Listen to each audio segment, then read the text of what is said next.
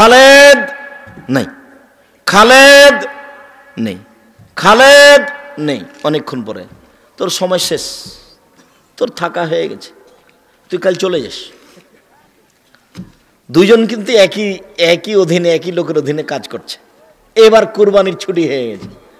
এই খালেদ তুই যা, তোকে কিছু দেওয়া যাবে না। আমার তুই কি কি নিবি বল। হ্যাঁ বেটা তোর উপরে আমি খুশি, তোকে একটা পাঞ্জাবি দেবো, এক জোড়া স্যান্ডেল দেবো, টাকা নিয়ে যা, মালিক খুশি। তো আল্লাহর নবী অজুর পানি দেখে আর মেশক দেখে কি হয়েছেন?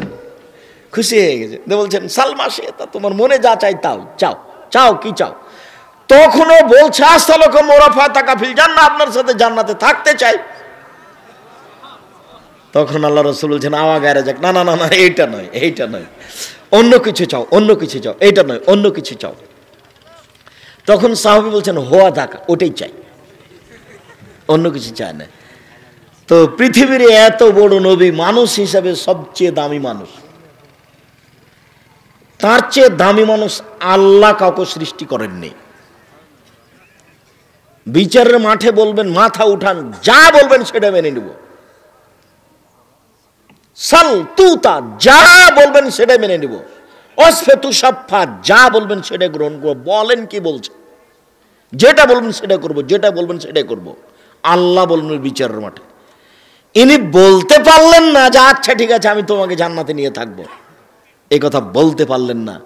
বললেন দেখো আইনি বেকাসরাতি সজুদ, একটু তুমি বেশি বেশি নফল সালাত পড়ে আমাকে সাহায্য করো, আমি তোমাকে এমনি নিয়ে থাকতে পারবো না, আমি জান্নাতে পাশে নিতে পারবো না তুমি যদি নফল সালাত না আদায় করো। তো আমি ফরজ সালাত, আমি ওযু করেছি, সব পাপ মুছে গেছে, আমার সালাতটা কি হবে? আমার সালাত এখন মান মর্যাদা বাড়াবে। নফল সালাতে মান মর্যাদা বাড়ে যদি অনুভূতি নিয়ে ওযু করি, তাহলে সালাতটা আমার জন্য মান মর্যাদা বৃদ্ধিকর হয়ে যাবে, আর এতে আমার পাপ মুছে গেছে। রাসূল সাল্লাল্লাহু আলাইহি সাল্লাম বলছেন একদা আল্লাহ আমাকে বলছেন হাল তাদরি ফিমা একতাসিমুল মালা ওয়া আলা, মুহাম্মদ আপনি কি বলতে পারেন উপরে কি নিয়ে হইচই হচ্ছে, উপরে হইচই হচ্ছে কি নিয়ে?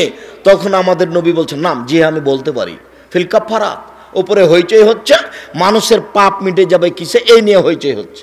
অল কাফারাত, আর কাফারাত পাপ মিটে যাবে এই নিয়ে। এক আল মাকসু ফিল মসজিদে বাদা সালাওয়াত, সালাতের পরে মসজিদে বসে জিকির আজকার করলে পাপ মিটে যায়, মান বেড়ে যায়, পাপ মিটে যায়, মান বেড়ে যায়। দুই আল মাশু আলাল আকদামিল আল মাসাজিদ, পায়ে হেঁটে মসজিদে গেলে পাপ মিটে যায়, মান বেড়ে যায়, পাপ মিটে যায়, মান বেড়ে যায়, পাপ মিটে যায়, মান বেড়ে যায়। তিন ওয়াইসবাগুল ওযু, ভালো করে ওযু করলে পাপ মিটে যায়, মান বেড়ে যায়, পাপ মিটে যায়, মান বেড়ে যায়। এরপর আল্লাহ রাসূল বলছেন মান ফালা হাজা আশা বে খায়রিন ও মাতা বে খায়রিন, কেউ যদি এমনটা করে তাহলে তার মরে যাওয়া ভালো, তার বেঁচে থাকা ভালো, তার মরে যাওয়া ভালো, তার বেঁচে থাকা ভালো, তার মরে যাওয়া ভালো, তার বেঁচে থাকা ভালো। ওয়া কানা মিন খাতিয়াতিন কায়াউমিন ওয়ালাদাতু উম্মুহু, সে পাপ থেকে হয়ে যায় সেই দিনের মতো যেদিন তার মা তাকে জন্ম দিয়েছে, সে পাপ থেকে হয়ে যায় সেই দিনের মতো যেদিন তার মা তাকে জন্ম দিয়েছে। এমন কাজ করলে সে নিষ্পাপ হয়ে যায়, সে হয়ে যায় সেই দিনের মতো যেদিন তার মা তাকে জন্ম দিয়েছে। রাসূল সাল্লাল্লাহু আলাইহি সাল্লাম বলে। সম্মানিত দিনী ভাই বোন, বলছিলাম হালাল স্পষ্ট, হারাম স্পষ্ট। যে ব্যক্তি সন্দেহ থেকে নিজেকে বাঁচালো, চাকরিকে বাঁচালো, ব্যবসা বাণিজ্যকে বাঁচালো, জমি জায়গার ব্যাপারে বাঁচালো, জোর করে জমি দখল করবেন না। 24 ঘন্টার মধ্যে যা জমি দখল করেছেন তা ছেড়ে দেন। আর এই ছেলে তোমাকে আমি যা বলেছি সেটা বাস্তবায়ন করবা। তোমাকে আমি বলেছি যে তোমার বাপ কুকুর শ্রীগালের চেয়ে খারাপ, তুমি কষ্ট পেলে বেটা। আব্দুর রাজ্জাক সাহেব আপনাকে ভালোবাসি, এই জন্য আপনি আমার বাপকে যেন এভাবে বলিয়েন না। আমি তোমার বাপকে এভাবে বলতে চাইনি, আমি বলবো কেন? আল্লাহ বলছেন বুঝে বুঝে না, ওরা অন্তর আছে বুঝে না, দেখেও দেখে না ওরা চক্ষু আছে দেখে না, শুনেও শুনে না ওরা কান আছে শোনে না। উলাইকা কাল আনাম, তারা পশু প্রাণীর মতো, তারা গরু ছাগলের মতো, তারা কুকুর শ্রীগালের মতো, বাল হাজাল, বরং তার চেয়ে খারাপ। অন্তর আছে বুঝে না, বোঝা দরকার ছিল। চক্ষু আছে দেখে না, দেখা দরকার ছিল। কান আছে শোনে না, শোনা দরকার ছিল। সে শোনে না, সে পশু প্রাণীর মতো, বরং তার চেয়ে খারাপ, পশু প্রাণীর চেয়ে খারাপ। বুঝেও বুঝে না ওরা, কান আছে বুঝে না। দেখেও দেখে না ওরা, চক্ষু আছে দেখে না। শুনেও শুনে না ওরা, কান আছে শোনে না। দেখেও দেখে না ওরা, চক্ষু আছে দেখে না। বুঝেও বুঝে না ওরা, অন্তর আছে বুঝে না। ওরা পশু প্রাণীর মতো। আমার আব্বা কৃষক মানুষ, জমি চাষ করার পরে গরু মাঠে ছেড়ে দিতেন। তখন গরু নিয়ে আমরা মাঠে থাকতাম। গরু যখন ক্ষেতের দিকে যেত, ধানের দিকে যেত, তখন আমরা খেলাতাম। আমরা বলতাম, এই থেমে গেছে, একটু পরে আবার যাচ্ছে। তার মানে বুঝেও বুঝেনি, তাই তো গরু। বুঝেও বুঝেনি, এই জন্য তো গরু। তা আমি বললাম যে আর জর্দা সিগারেট খাবেন না, তারপরেও খাচ্ছেন। তাহলে কি হলো এটা? বিড়ি সিগারেট খাবেন না। 3 শ্রেণীর মানুষের ইবাদত কবুল হবে না। তার 1 শ্রেণীর মানুষ যারা বিড়ি সিগারেট খায়, নেশাদার দ্রব্য পান করে। 3 শ্রেণীর মানুষ জান্নাতে যাবে না। তার 1 শ্রেণীর মানুষ দায়ুস। ও লন্ডনে গেছে কি করতে? 3 চিল্লা দিতে। আর বেটি আবার ঢাকা বিশ্ববিদ্যালয়ে পড়ে, আর একজনের সাথে ঘুরে। ও দায়ুস, জান্নাত লাভ করা যাবে না তাহাজ্জুদ পড়লেও। 3 और রাজলাত মিনান নিসায়ে, পুরুষের বেশধারী নারী, যারা পুরুষের জুতা স্যান্ডেল পরে, যারা পুরুষের শার্ট প্যান্ট পরে, যারা পুরুষের পোশাক পরে, তারা জান্নাতে যাবে না। পোশাক জাহান্নাম, জান্নাতের কারণ। পুরুষ যখন দাড়ি চাঁচে তখনও নারী হতে চায়। তারপর অভিশাপ, তার উপরে অভিশাপ। দাড়ি ছেড়ে রাখেন, পুরুষত্ব শক্তি বাড়বে। দেখে পুরুষ পুরুষ লাগবে, দাড়ি চেঁচে লাগলে বেটি ছেলে বেটি ছেলে, নারী নারী লাগে।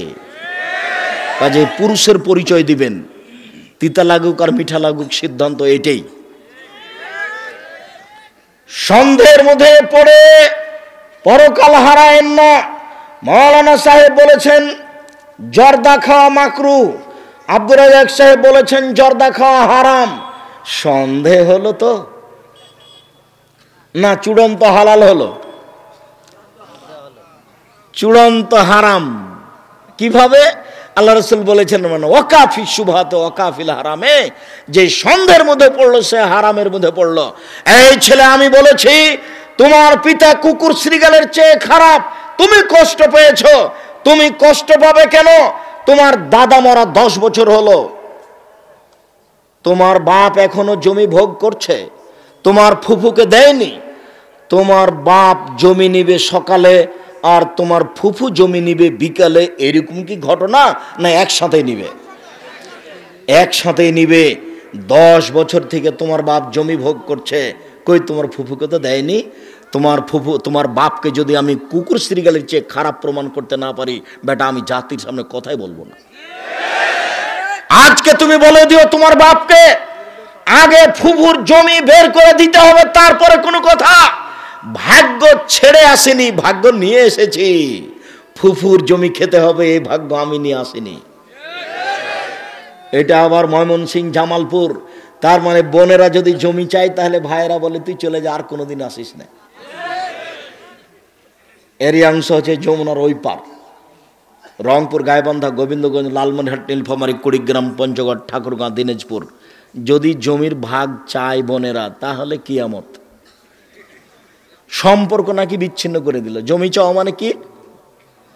সম্পর্ক বিচ্ছিন্ন করে দিল। তো একজন লোক ওই অংশ বন্টনের উপরে পিএইচডি করছে, আমার কাছে এসেছে।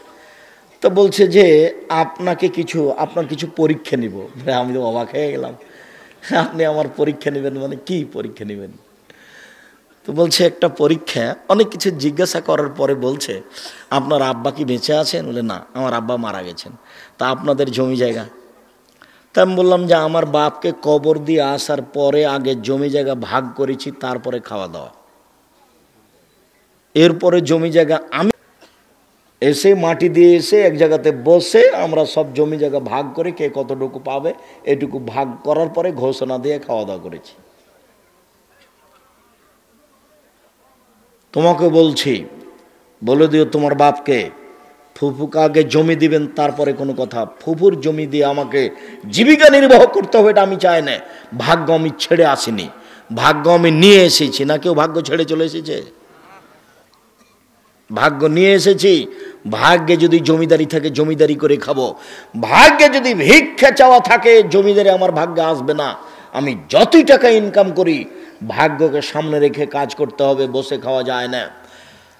রাসূল সাল্লাল্লাহু আলাইহি সাল্লাম বলেন, কারাইয়া রাহাল হেমা, ওই রাখালের মতো বেঁচে থাকতে হবে যে রাখাল আইলে গরু চড়াচ্ছে। আইলে গরু চড়ানো রাসূল নিষেধ করছেন। শোনো, ওই রাখালের মতো সাবধান থাকতে হবে। রাখালকে আইলে গরু চড়াতে নিষেধ করা হচ্ছে। কারাইয়া রাহাল হেমা, যে রাখাল আইলে গরু চড়াচ্ছে। আইল বুঝেন কি? ইউশেক, সম্ভাবনা রয়েছে আয়ার তাফিয়ে গরুতে ধানে মুখ দিতে পারে। তুমি যে আইলে গরু নিয়ে গেলে দুই দিকে ধান আছে, কোনো সময় গরুতে ধানে মুখ দিতে পারে। অতএব তুমি আইলে গরু নিয়ে যাও না। আমার মা আমার নানার কথা নকল করেন। আমার মা আমার নানার কথা নকল করেন। আমার নানি আমার নানাকে বলতেন যে ধান যে আশেপাশের লোক কেটে নিল, এইগুলো ময়মনসিংহ জামালপুর এইসব এলাকা ধানের কিয়ার মানে ভিন্ন ভিন্ন করা আছে আইল দিয়ে। আমরা চাঁপাইনবাবগঞ্জ দিয়াড়ের মানুষ, পল্লীর মানুষ, জমি জায়গাতে আইল করা নাই, সব সমান। তো একবার ধান বপনের সময়তে মাপতো, একবার ধান কাটার সময় মাপতো। তা আমার নানি বলতেন যে সবাই যা আশেপাশে ধান কেটে নিল তুমি যাও কেটে নিয়ে আসো। তখন আমার নানা বলতেন সবাই কেটে নেক তারপরে নিব। কেননা আগে কাটতে যদি কারো এক একটু চলে আসে ওর জবাব আমি বিচারের মাঠে দিব না, আমি দিতে রাজি নই। চাঁপাইনবাবগঞ্জে মাঝে মধ্যে বক্তব্য দিলে আমি বলি যে মাপার পরে ওকে বলা হয় ফাঁড়ি দেওয়া, মানে ধানটা দুই দিকে সরাচ্ছে। তো মধ্যে যদি কোনো একটা ধানের গোছ পড়ে যায় তাহলে কি করবেন? তাহলে সেটা নিজের দিকে নিয়েছি, তাহলে সেইটা কি হবে? এরা হাওলাল হেমা, প্রত্যেকটা দেশের বাদশার একটা সীমারেখা আছে। লিকুল্লি মালিকিন হেমা ও হেমাল্লাহ হেমাহারে মোহ, প্রত্যেকটা দেশের একটা সীমারেখা আছে। বাংলাদেশ শেষ হলে ভারত শুরু হয়, ভারত শেষ হলে বাংলাদেশ শুরু হয়। প্রত্যেকটা দেশের একটা সীমারেখা রয়েছে। ও হেমাল্লাহ হেমাহারে মোহ, আর আল্লাহর সীমারেখা হচ্ছে হালাল হারাম। শুনুন, আল্লাহ ওয়াইন্না ফিল জাসাদে মুজগা, মানুষের শরীরে একটা টুকরা রয়েছে। ইয়া সালাহাত সালাহুল জাসাদু কুল্লুহু, সেই টুকরা যতক্ষণ ভালো থাকবে লোকটা ততক্ষণ ভালো থাকবে। ওয়াইজা ফাসাদাত ফাসাদা জাসাদু কুল্লুহু, সেই টুকরা যখন খারাপ হয়ে যাবে গোটা লোকটাই খারাপ হয়ে যাবে। আলা ওয়াহিল কাল, মনে রাখো সেটা হচ্ছে অন্তর। যার ভিতর খারাপ সে তার সবই খারাপ, যার ভিতর ভালো তার সবই ভালো, যার ভিতর খারাপ তার সবই খারাপ, যার অন্তর খারাপ তার সবই খারাপ, যার অন্তর ভালো তার সবই ভালো। ভিতর খারাপ, এই জন্যই তো আপনার মুখের উপরে ভালো কথা বলেছে, তারপর সরে গিয়ে আপনার উল্টা বলছে। এ হলো মুনাফিক, এর ভিতর খারাপ। রাসূল সাল্লাল্লাহু আলাইহি সাল্লাম ভিতর যেন খারাপ না হয় হালাল হারামের ব্যাপারে সতর্ক করলেন। সম্মানিত দিনী ভাই বোন, রাসূল সাল্লাল্লাহু আলাইহি সাল্লাম বলেন, ইয়াতি আলান নাসি জামানুন, মানুষের উপরে এমন একটা সময় চলে আসবে মানুষ পয়সা পাতি উপার্জন করবে।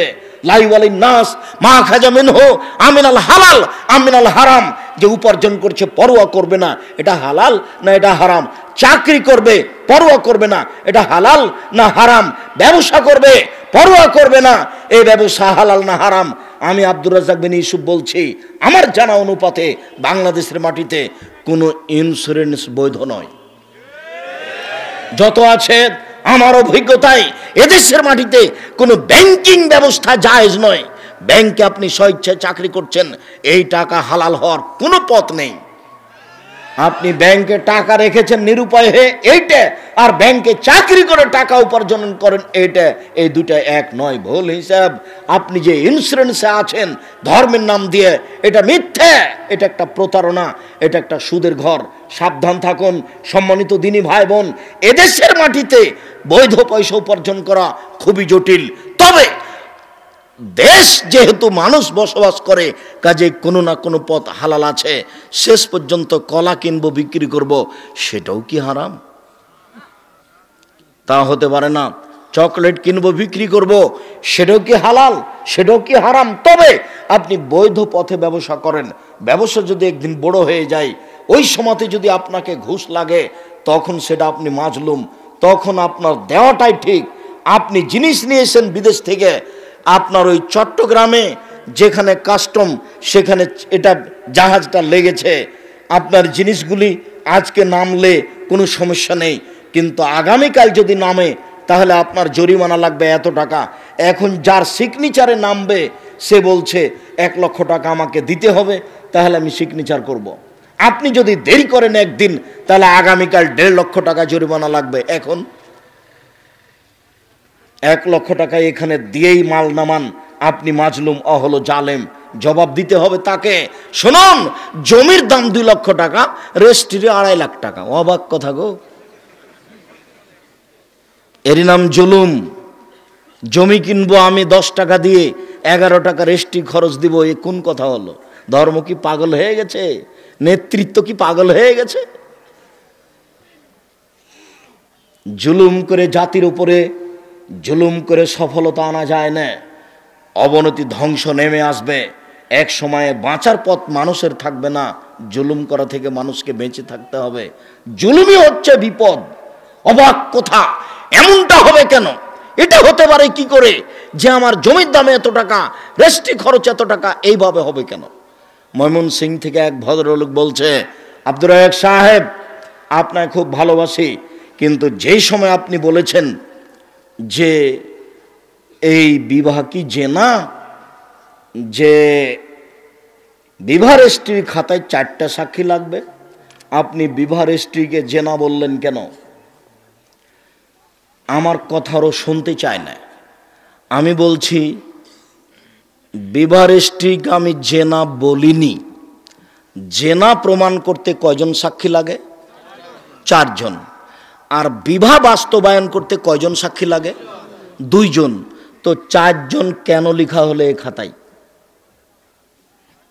আমি ওকে বলেছি টয়লেট পেপার হিসাবে ব্যবহার করতে হবে, তাতে আপনি ক্ষিপ্ত হয়ে গেছেন। আপনি ক্ষিপ্ত হলেন কেন? আপনি কেমন কাজী ঘোষণা দেন দেখি ময়মনসিংহ জেলায়।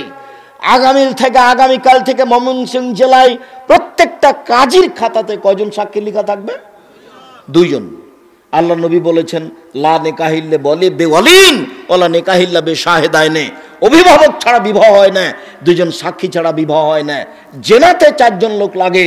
বিবাহ কি জেনা যে এখানে 4 জন লোকের কথা আসবে? কেন আসবে? আসবে কেন? যে সবগুলো নেহায়াত অন্যায়, তার মধ্যে বিবাহ রেজিস্ট্রি খাতা একটা নেহায়াত অন্যায়।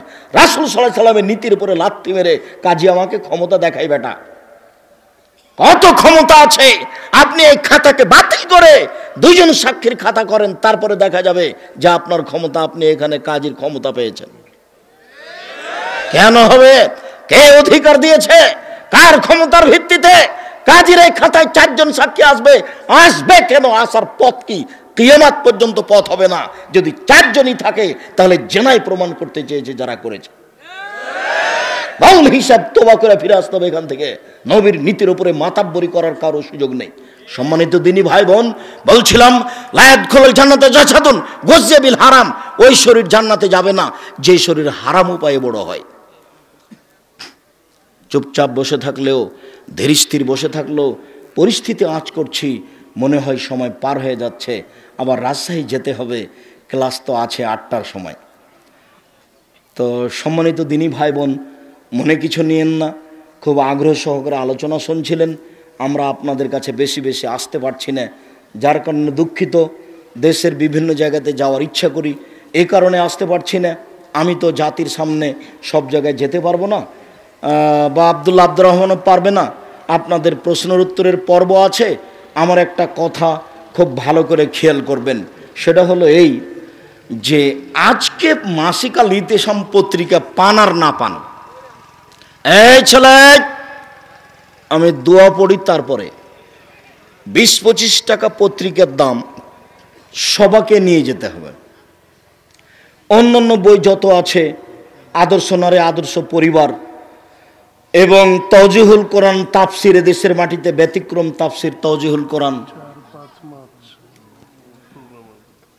আর আপনাদের বাড়ির পাশের যেটা প্রতিষ্ঠান জামিয়া সালাফে রূপগঞ্জ নারায়ণগঞ্জ, এর সম্মেলন হচ্ছে মার্চের 4-5, সেদিন সবাই উপস্থিত থাকবেন।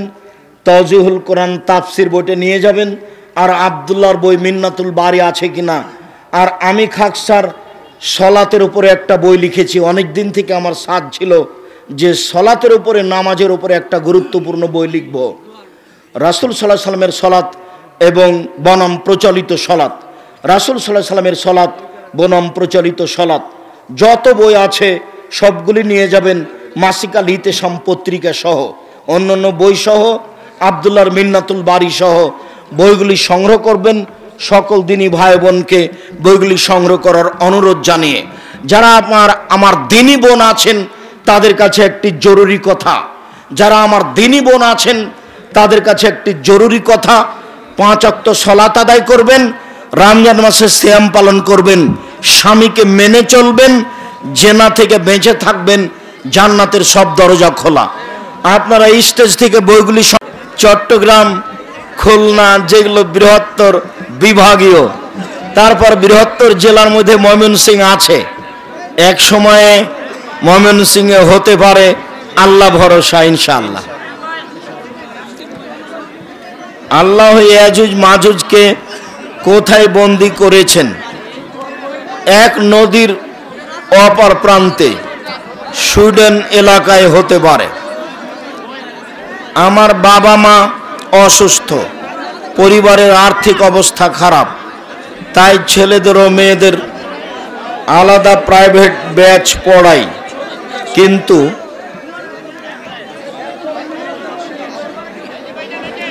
মেয়েদের বোরকা পড়া থাকে।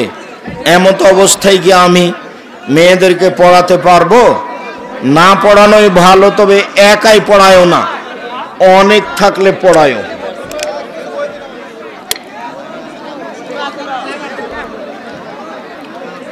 বইগুলি সবাই নিয়ে যাবেন, বিশেষভাবে মাসিক আল ইতিসাম পত্রিকা। আর বইয়ের গায়ে যেটা মূল্য লেখা আছে সেটাই মূল্য, বইয়ের গায়ে যেটা মূল্য লেখা আছে সেটাই মূল্য।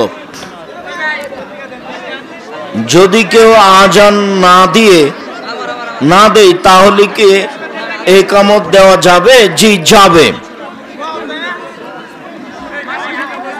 কেবলামুখী পা দিয়ে শোয়ানো যাবে কি?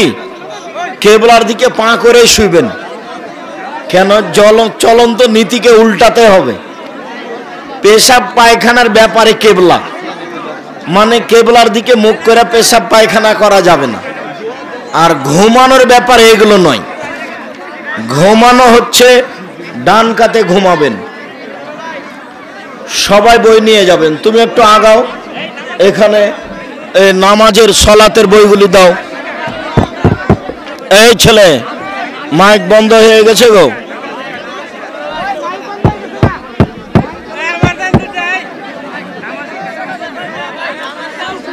আপনারা ধীরে নেন, আমি আছি।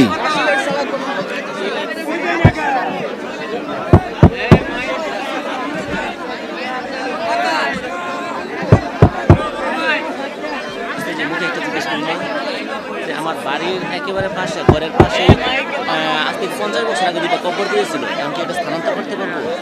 করো। এটা কেমন করতে হবে? কবরটা খুঁড়ে হাড় পাইলে কোনো এক জায়গাতে পুঁতে দিব। মানে হাড় না পাইলে মাটি সরাতে হবে? না, হাড্ডি না পেলে মাটি সরাতে হবে না।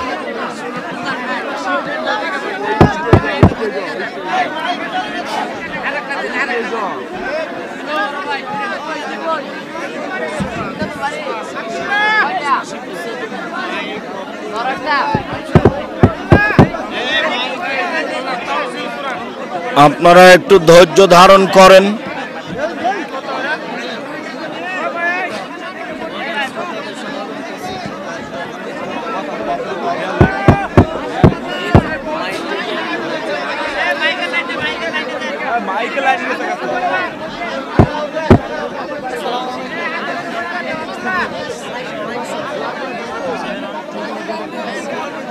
বইয়ের গায়ে যে যেটার গায়ে লেখা আছে সেটাই মূল্য।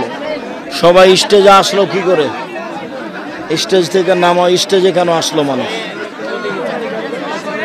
আপনার যে রাজশাহী রূপগঞ্জ রাজশাহী জামিয়া সালাফিয়া এক এতিম ছাত্র ভর্তি করানো যাবে এখন?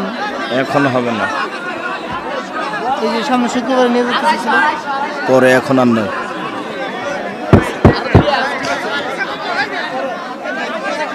জি, কুকুরের পায়ে